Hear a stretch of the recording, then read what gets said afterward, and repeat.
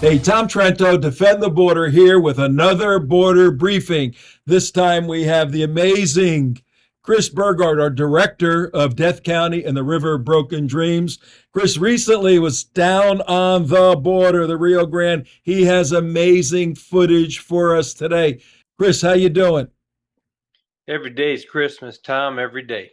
Well, Chris, introduce the first piece for us. We'll take a look and then we'll go from there. When I started tracking bad guys on the border in the desert and in Texas, Arizona 18 years ago, the bad guys were all selling dope. Now they're selling kids. And you're going to see that in these videos. This is half a mile, quarter of a mile away from where the headquarters for Operation Lone Star in Texas is. There's Texas Guard there, there's National Guard, there's Texas DPS, Border Patrol, there's law enforcement agencies from around the country. And what you're going to see is these cartels just laughing and that close to headquarters getting people across at will.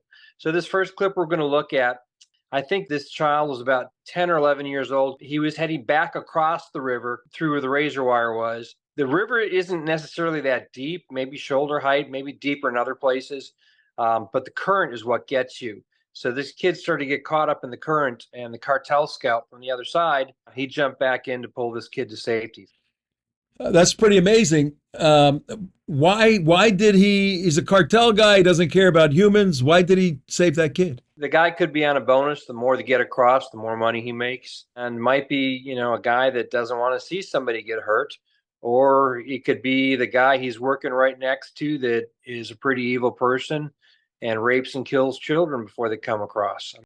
Yeah, it's pretty wild, and it's very important for our audience to recognize that that little kid you saw in that water is recurring revenue for the cartels, because once they get him over into the U.S., the cartel connection is still there, and that kid could be sold one, two, three, four times a day. Here's the difference between what it's like in the Trump administration and now the Biden administration.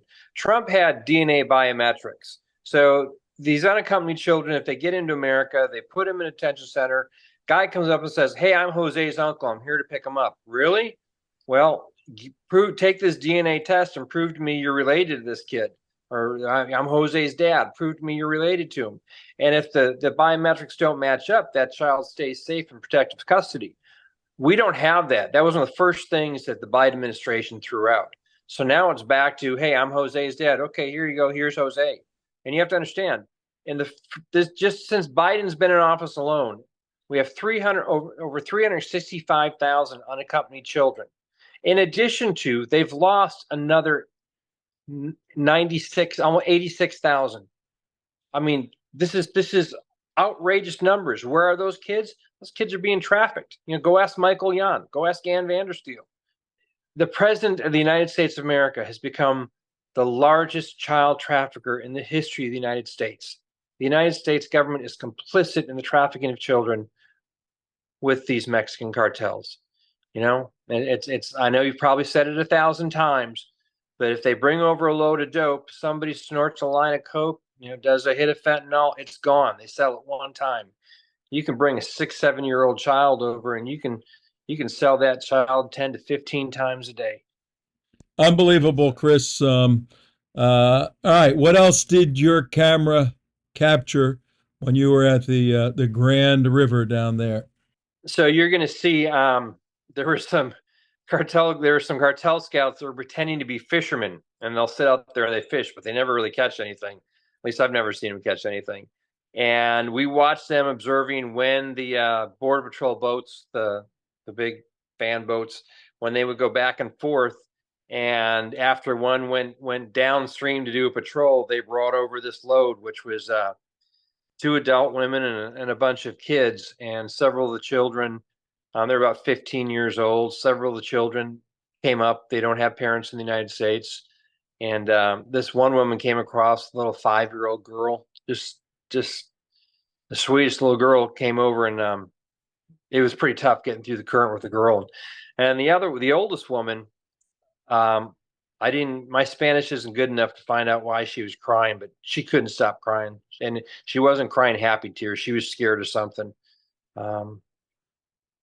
It's interesting. You know, when folks come over, you never know. They say these are my kids, but you never know if they really are. You know, you may have a Hispanic looking woman with a black baby and go, okay, is it a mixed race couple or is this somebody else's child? You never know down there. And now because Biden cut out the DNA biometrics testing, we'll never know. All right. If you're a parent or if you're a human with a heart, our campaign, Defend the Border and Save Lives, you've got to look at that, how pathetic it is, and recognize that border needs to be secure to save lives. How do you do this stuff, Chris, without letting it get to you? Well, that's a great question. You know, I have a young cameraman that works for me. He's 18 years old, and we filmed all these groups and the stuff that went on that border. And he'd been with me. He had been with me on one trip before, and we were picking up dead bodies. We were catching traffickers, doing a bunch of stuff, and then this time seeing the children. And we're driving back. I'm in a great mood. Let's go to Dairy Queen. Let's get some ice cream on the way back to civilization. And it was like, and he was just really withdrawn. I said, "What's the matter?" And he goes, I just can't believe what we've just been seeing. And I realized that after 18 years of doing this stuff, I don't know whether I turn it off or there's a part of me that just isn't is just numb by this. But I don't know, Tom. The kids hit me. The rape victims hit me the worst because these women, when I see them, they're so broken that they're never. You wonder if they're ever going to be back together. I'm sorry, long-winded answer your question. I guess it's just a war and we have to win. And I guess I've just kind of hardened a part of my heart to film this stuff. It's very, very important, folks, that you see this sort of information and you listen to what you just heard from a veteran of 18 years on the border. And certainly, psychologically, spiritually, there has to be defense mechanisms if you are continued to be called to do this. And Chris is doing it so that you don't have to do it, but you can become aware of it and do something about it. Go to our website, defendtheborder.org, and you can join with us to fight this. Now, Chris, you have one more video, and these are the cartel folks around the river. And set that up for us, and let's see what you got. Down here by Eagle Pass, Texas. Um, Further down the river, there's houses, but here there's lookouts in the trees, the salt cedar. They let it grow thick on the Mexican side because it makes good cover, and then the American side, it's all cleared away. These cartel scouts, they're responsible for bringing groups over, for timing it, and bringing them over the best places they can. So the river's always changing because the current. So yesterday may have been 3 feet deep. Today it could be 5 or 6 feet deep. You don't know. So you have to pick out the best route. So after this family group had just come through, I think it gotten pretty deep there, and that may be why that woman was still crying. I'm not sure. But after almost losing the 10-year-old earlier in the day, I think they were looking for a safer place to cross. They'd gone farther upriver, and so what this guy is doing is he's testing out how deep is the water for where he can bring over a group later in the day and that evening. And and I'm joking with him. I'm asking him, hey, in Spanish, hey, is the water cold or is it hot? How's it going out there? And he just flips me the bird. All right, Chris, you're showing us this footage and you're describing this horrendous situation.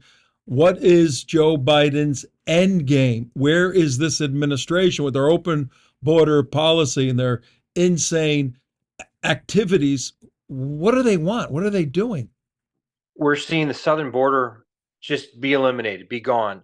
And we've seen in the last year, I personally have seen more soldiers from foreign countries coming across our border in numbers I've never seen before. Groups of 6 or 7 coming in individually. When we interrogate them, as you'll see in Defend the Border and Save Lives, we're asking questions to this one fellow from Honduras. Yeah, he was a combat engineer, but now he just wants to be a chef.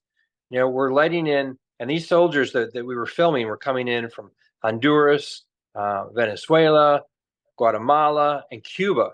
And these are places that they don't necessarily like us that much. So when you ask yourself, why are they sending in? Why are so many soldiers coming in? You have to start looking from a Sun Tzu way. the art of war, if you understand asymmetrical warfare, fifth generation war, why are so many soldiers infiltrating across our southern border? And then you may have heard Michael Yan down in the Darien Gap running across what he described as elite Chinese operators from what they believe is the Jungle Tiger division. Um, these are highly, highly trained special forces guys. Why are they coming up and infiltrating into the United States? My fear is that we have more military and sleeper people coming up over that border to do bad in this country than we're prepared for. If there's another summer of rage and Antifa, BLM or something rise up again because the elections or whatever, now you've got all these people trained in demolitions, trained in weapons use, and they're finding caches of weapons all over the country. Well, that's topic for another day. But who are these being stashed for?